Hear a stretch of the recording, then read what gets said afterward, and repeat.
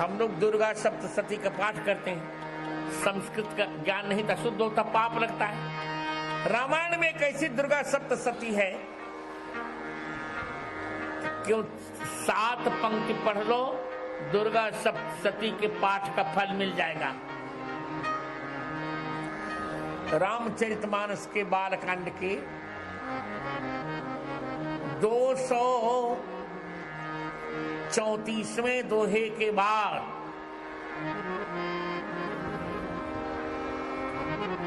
पांचवी पंक्ति से प्रारंभ करो। जय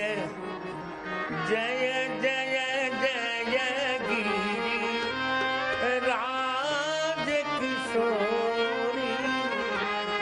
जय महेश चंद्र चकारी, जय जय जय गिरिराज किशोरी, जय महेश मुख चंद्र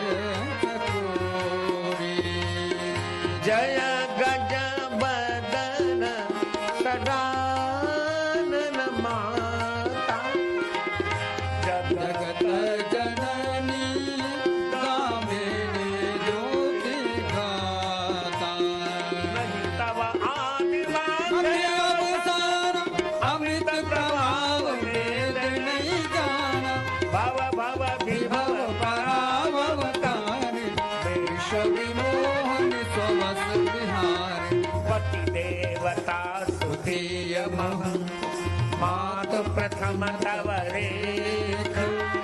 महिमा अमित न सकहि कहि, सहस